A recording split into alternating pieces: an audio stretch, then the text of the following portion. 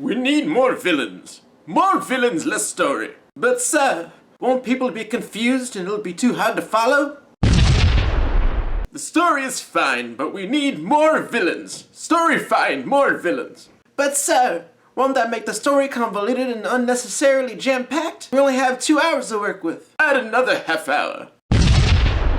Too much story and too much villain. Get rid of both. But sir, that leaves us with barely anything. At least they didn't use a think suit.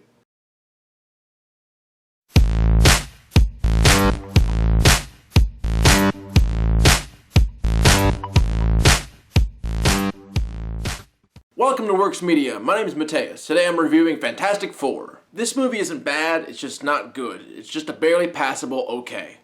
Here's some history. Fox didn't have any faith in this movie. Reports are coming out that they pulled 3 major action set pieces from the film. They re-edited the film after its director Josh Trank turned it in. They didn't let critics see the damn thing until Wednesday and embargoed the reviews until 6 p.m. The movie came out 24 hours later. Mr. Trank came out on Twitter last night saying that he had a fantastic version and it would have received great reviews, but you'll probably never see it. Fox has been known for meddling in their director's films.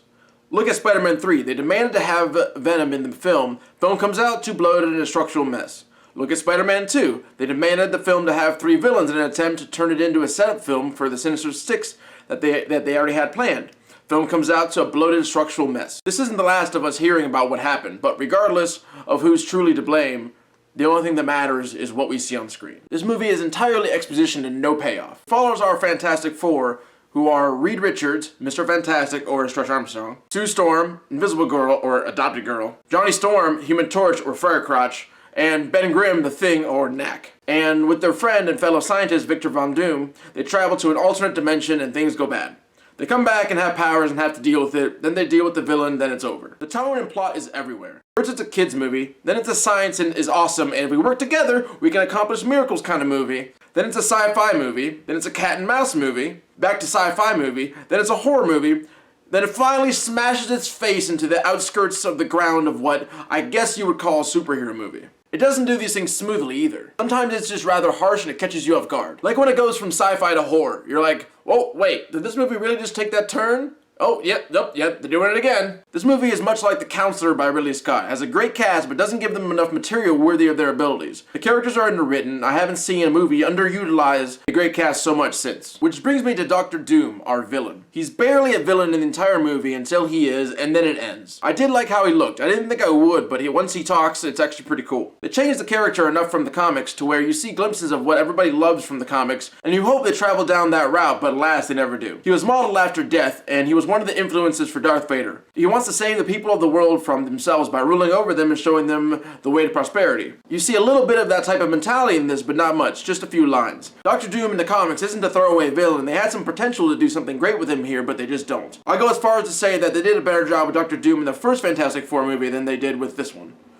Is it too much to ask that you focus your character development on your villains just as much as you do on your heroes? I don't think so. With all that said, I enjoyed the first half of this movie. Then I started to realize in the middle that nothing significant's ever going to happen, and then when it finally does happen, the movie wrapped itself up in 20 minutes, all crescendoed by a collective sigh from the crowd. Watch the second trailer. Almost all of the action in this movie is in that trailer. Every set piece, every situation. You're only missing about 3 minutes of extra action that you didn't see in the trailer, and seriously, that is not an exaggeration. And this movie isn't showing you too much in the trailers, it just doesn't have very much to show at all. I'm surprised that Mr. Trank says it's not the film he turned in, because this feels like 2 different films. First half feels like a Josh Trank film. Second half of this movie feels as if they threw the ending into a river, realized that they were missing crucial portions of it, but then looked at each other and said a collective, fuck it. All in all, I'm just disappointed. That's all it really is. There are some signs that this could have been a really great movie, but that's not what we got. I give this film a lousy 5.8 out of 10. It's watchable, and the acting is good, but that's the line where the good things end and the bad things begin. This film unravels. By the end, I imagine instead of hating it, you'll just be underwhelmed and disappointed like I am. This is a watch on TV while doing something else kind of viewing, occasionally lifting your head up. Anyways, that was the last mega huge tentpole summer flick. Now we get into the smaller fare like Man from U.N.C.L.E. next week and the fall award season movies. If you like what you've seen, then hit that like button, and if you want to see more, hit subscribe. See you later, guys.